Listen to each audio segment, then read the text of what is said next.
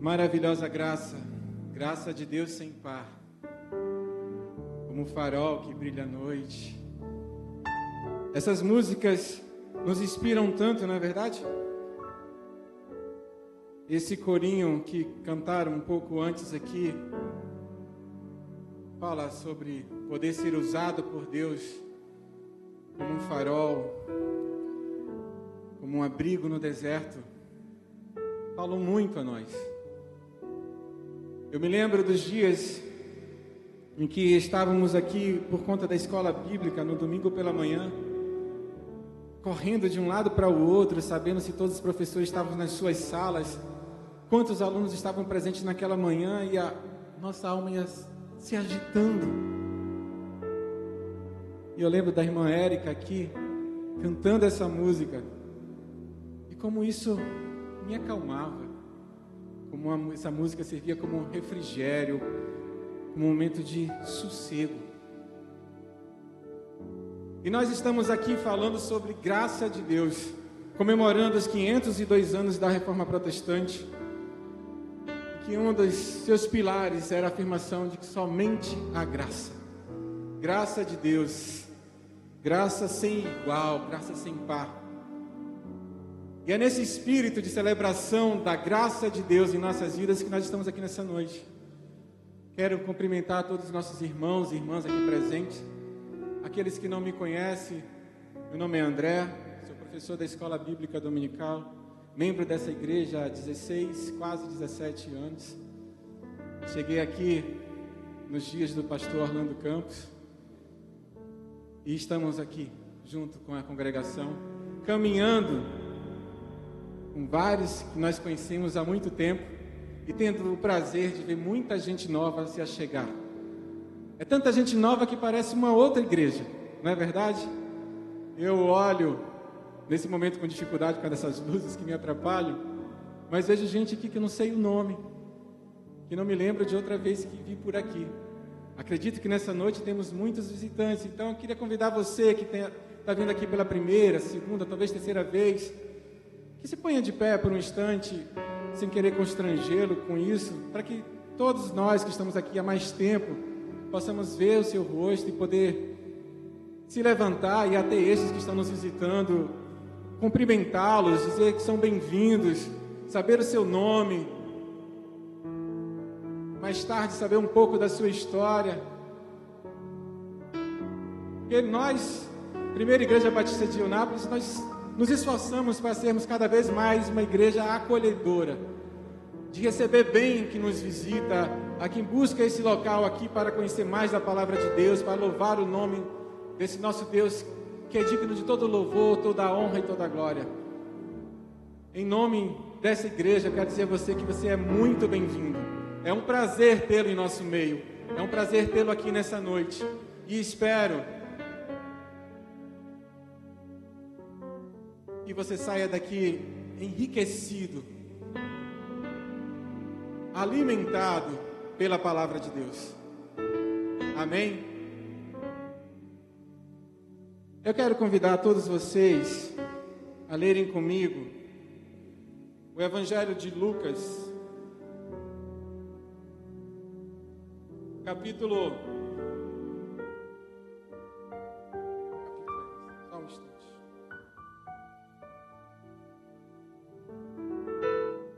Lucas capítulo 10, versículos 38 a 42.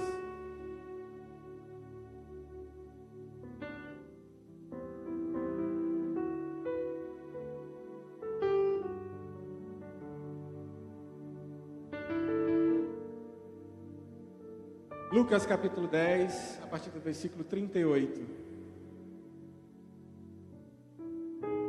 Diz assim o texto sagrado: Estando em viagem, entrou no povoado, e certa mulher, chamada Marta, recebeu-o em sua casa. Sua irmã, chamada Maria, ficou sentada aos pés do Senhor, escutando-lhe a palavra. Marta estava ocupada pelo muito serviço. Parando por fim, disse: Senhor, a ti não importa que minha irmã me deixe assim sozinha a fazer o serviço? Disse-lhe, pois, Dize-lhe, pois, que me ajude.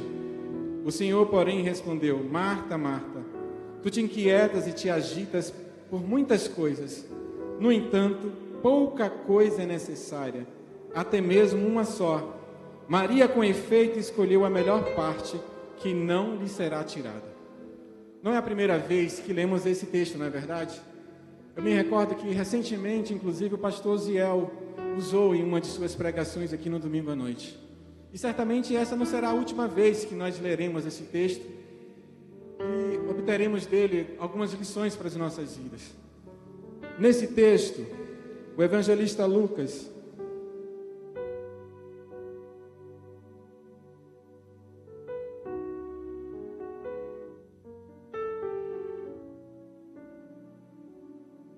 nos narra a história de duas irmãs que conheceram Jesus, conheceram seus fatos milagrosos, seu poder de apacentar e quiseram tê-lo em sua casa. O texto diz que Jesus estava viajando e Marta convida Jesus, recebe a Jesus em sua casa.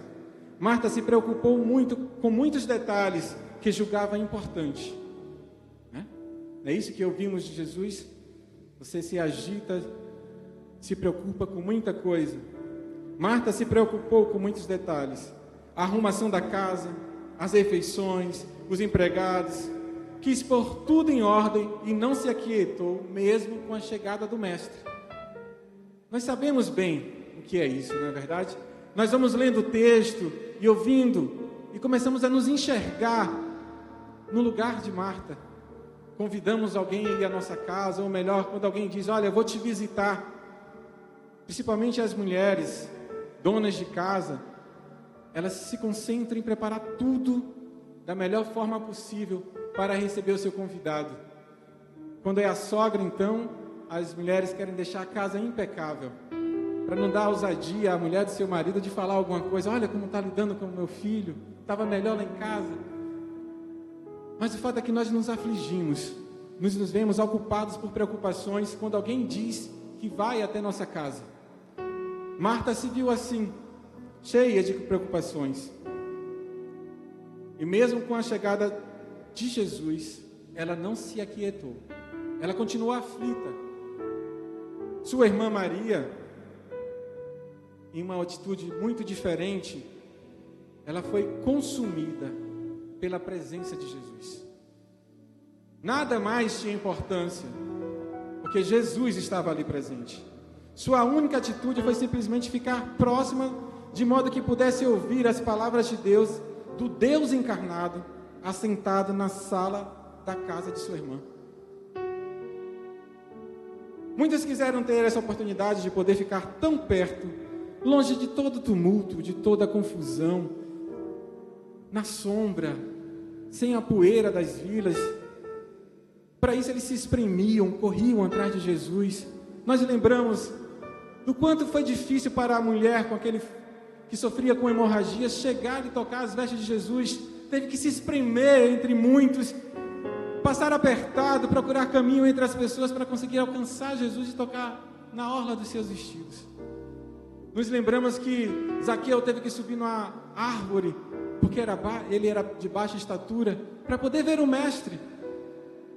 Lembramos do cego Bartimeu, que teve que gritar muito alto para que a sua voz chegasse até Jesus. Mas Marta e Maria tiveram a oportunidade de ouvir o Mestre, assentado na sala de sua casa. O Deus Emanuel, o Deus encarnado, o Deus próximo estava ali sobre as almofadas de Marta.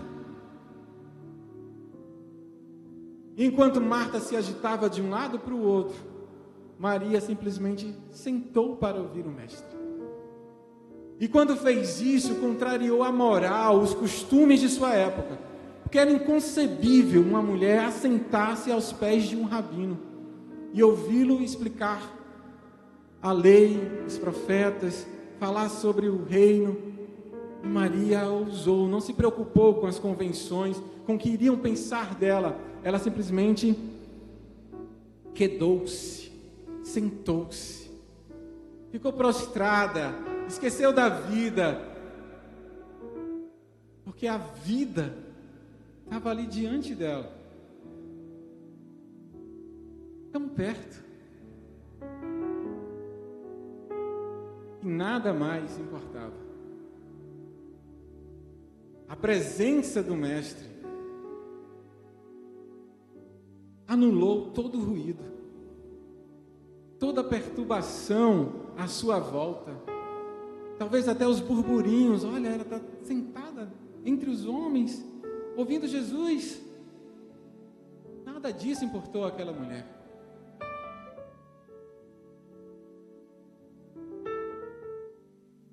Mas Marta deixou-se consumir pelos cuidados da vida. Marta dirigiu-se a Jesus apenas para reclamar da atitude de sua irmã. Queria ajuda para as coisas que ela julgava importantes. Mas Jesus ensinou-lhe algo precioso, não só para ela, mas para todos nós. O que é que Jesus ensina a Marta e ensina a mim e a você? Jesus disse a Marta, em outras palavras, que nós nos ocupamos com muitas coisas que julgamos importantes, necessárias para termos Jesus, para estar em sua presença. Nós nos esforçamos para nos achegarmos a Deus. Nós queremos preparar, arrumar a nossa casa, arrumar a nossa vida para receber Jesus.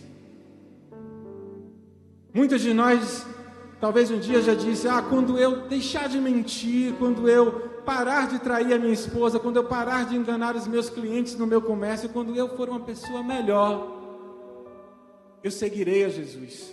Quando a minha casa estiver arrumada, eu receberei Jesus. Só, meus irmãos e irmãs, que este esforço é vão. Este esforço que expressa a nossa religiosidade, onde nós concentramos as nossas forças, pensando se é possível alcançar a Deus, nos religarmos a Ele, é vão. Porque acreditar que pelo nosso esforço poderemos deixar a nossa casa em ordem, pelas nossas preocupações, pelas nossas aflições, poderemos nos aproximar de Cristo, é negar que somente a graça nos leva a ter Deus. Somente a graça. Graça maravilhosa. Graça de Deus sem par. Nos ocupamos com muitas coisas que julgamos necessárias para termos Jesus, para estar em sua presença, para ter comunhão com Ele. A Marta, Jesus disse: pouco é necessário, ou mesmo uma só coisa. Pouco é necessário. Pouco é necessário. Olhem para mim. Pouco é necessário.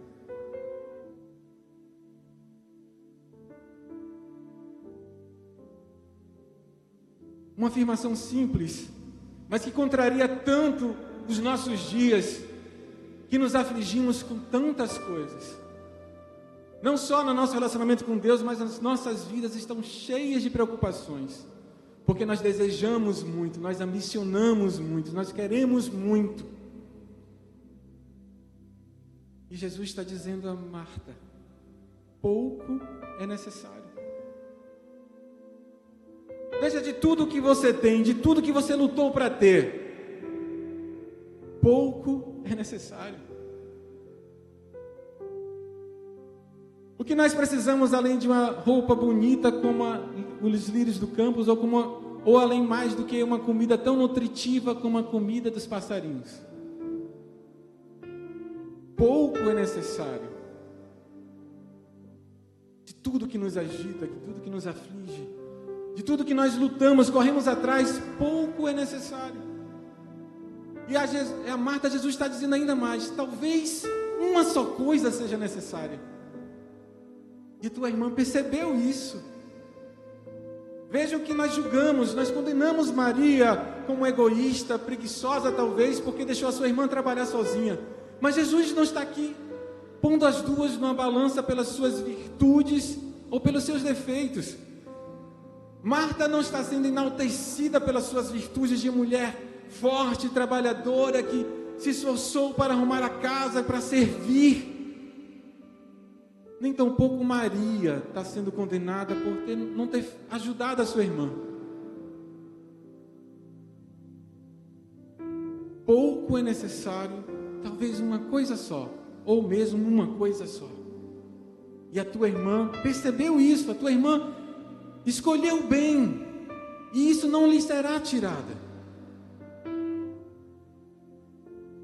O que é que nós vemos disso tudo? O que foi que Maria percebeu que era necessário que Marta não percebeu? Maria simplesmente sentou-se e desfrutou da presença do Mestre em sua casa. Não se preocupou se a casa estava arrumada ou desarrumada, se havia vinho, se a comida era suficiente para todos que estavam ali junto com Jesus. Ela simplesmente sentou-se na presença do Mestre e ouviu o Mestre. Então, uma das coisas que nós aprendemos com esse texto, com essa história das duas irmãs, é que por mais que os dias sejam cheios de tribulações, por mais que eu queira ser merecedor de alguma atenção, mesmo que eu me esforce, eu não posso deixar que as aflições dessa vida sufoquem, façam que eu não perceba a presença de Cristo sentado nas almofadas da minha sala. Eu não perceba que o Mestre veio até minha casa para estar comigo, sem se preocupar se a casa estaria à sua altura.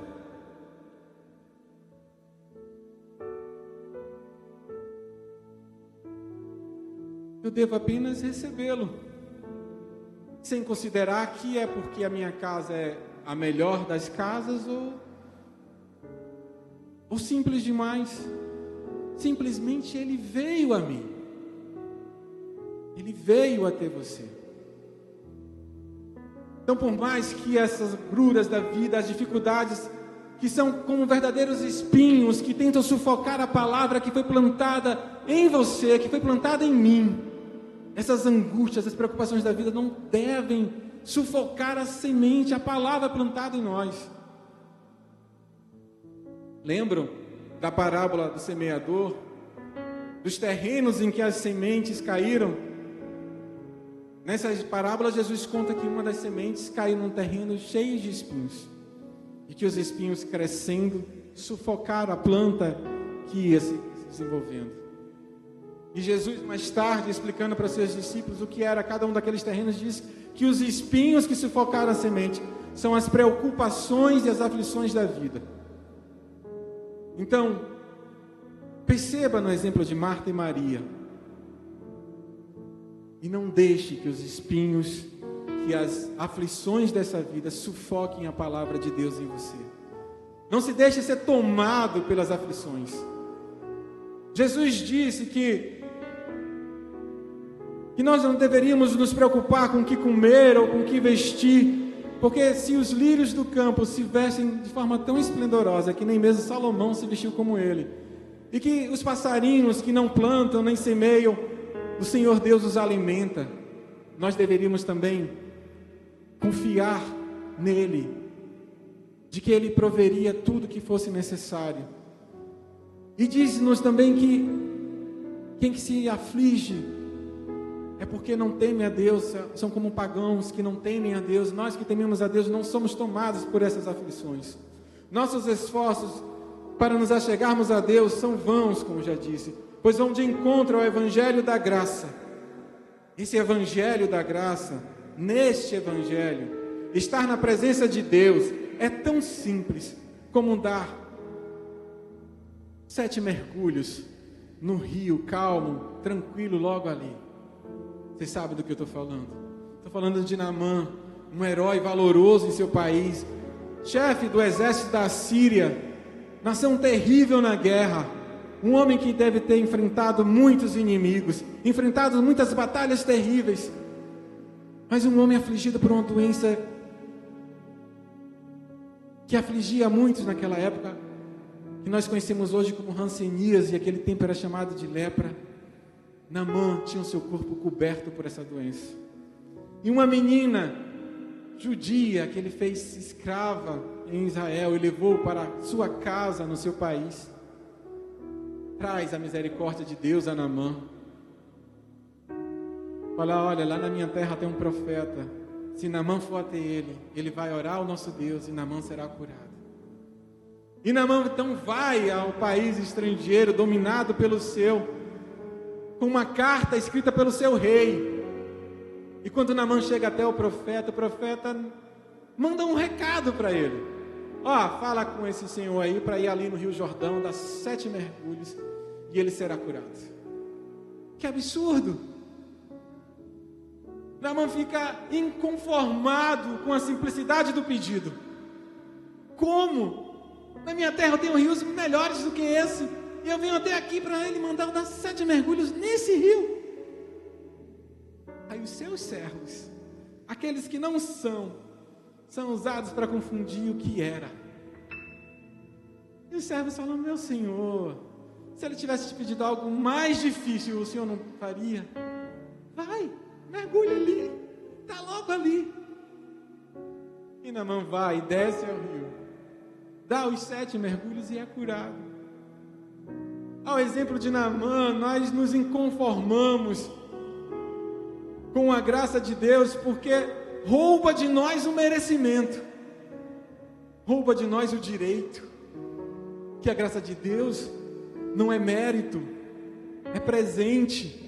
E como eu ouvi do meu antigo pastor Hélio Lourenço, o presente não diz sobre a pessoa que o recebe, diz sobre quem dá. A graça de Deus não diz sobre você, diz sobre aquele que te concede a graça. Diz sobre Deus, sobre o seu amor, sobre a sua infinita misericórdia. Nós não nos conformamos com isso. Nós queremos batalhar, lutar, conquistar, subir os montes, fazer jejuns prolongados, para nos sentirmos merecedores da graça, merecedores do presente. O que não teria mais presente seria pagamento, recompensa, mas é graça, é presente, é misericórdia. Vejam a atitude das duas. Pelo esforço, Marta mereceria um maior reconhecimento de Jesus, mas é a Maria que Jesus diz que fez a escolha certa e não a Marta, porque Marta se preocupou com muitas coisas. Não há o que fazer para tornar nossa casa, nossas vidas. Você não tem o que fazer para tornar sua vida digna de receber o príncipe da paz. Não adianta imitar a Marta e querer arrumar tudo, se esforçar para ser uma pessoa melhor, como se isso fosse tornar você digno de ser presenteado com a presença de Deus na sua vida. Não há como arrumar a casa para torná-la digna do príncipe da paz, do Cordeiro Santo que tira o pecado do mundo. Sua sublime presença, a presença de Deus, só se submete a nós pela sua misericórdia. Paulo nos diz que ele tem misericórdia de quem ele quer ter misericórdia. Pela sua bondade e soberania, o coração do rei se inclina onde quer. E não sei como, não sei de que forma, mas Deus amou o mundo inteiro, a ponto, de tal forma, de entregar o seu Filho unigênito, para que você, para que eu, para que todo aquele que nele crê não pereça, mas tenha vida eterna. Pela sua bondade, que ele se achega a nós, que ele vem até nossa casa, que ele se submete a sentar na nossa sala, que ele se submete a conversar, a explicar, sem pressa,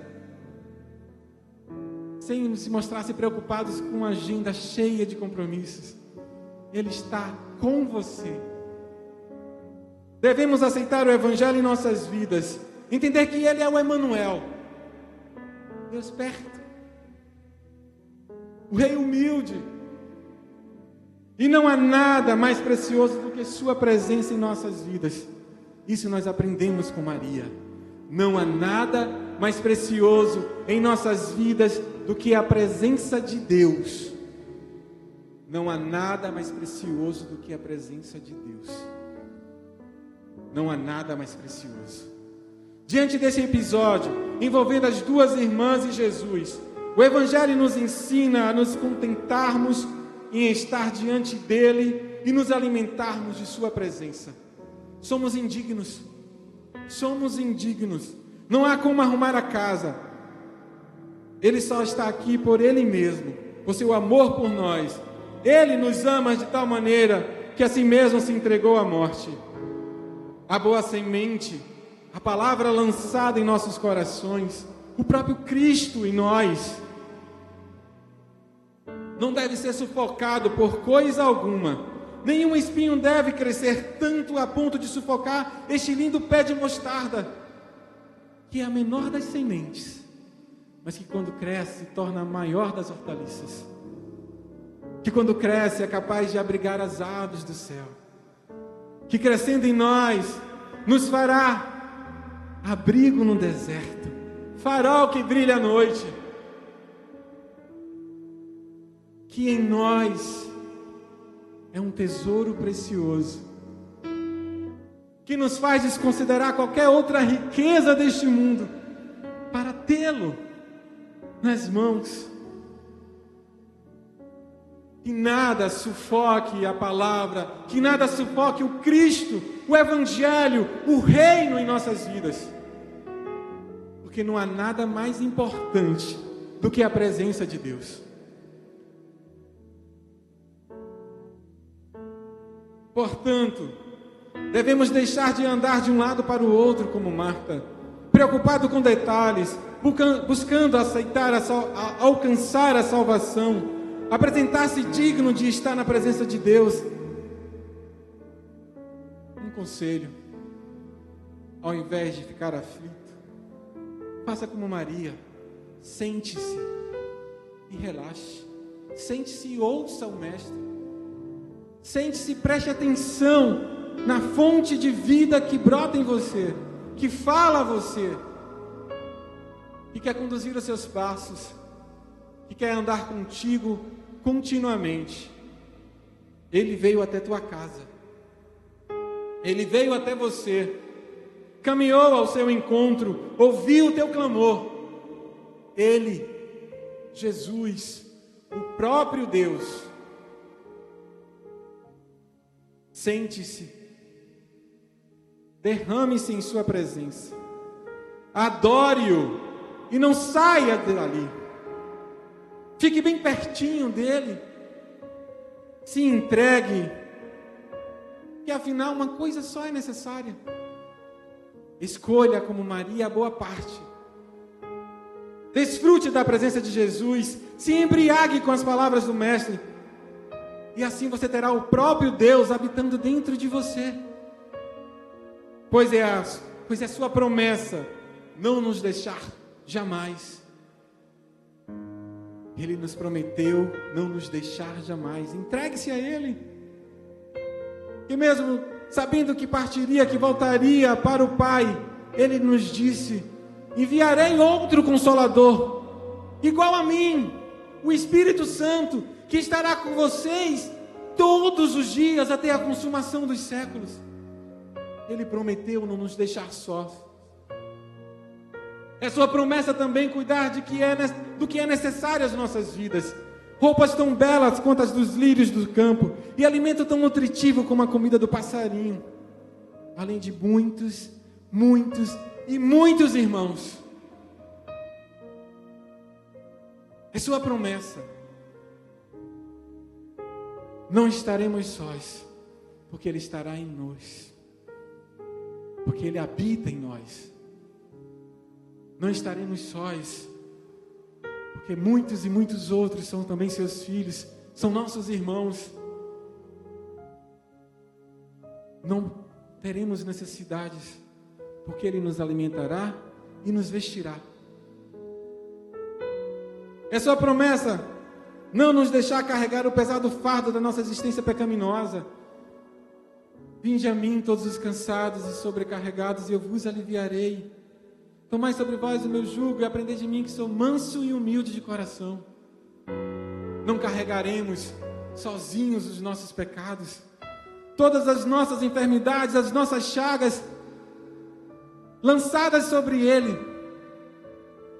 Foi por isso que Ele se entregou, para nos restaurar, para salvar as nossas vidas, para nos fazer, através dEle, nos achegarmos e estarmos na presença de Deus.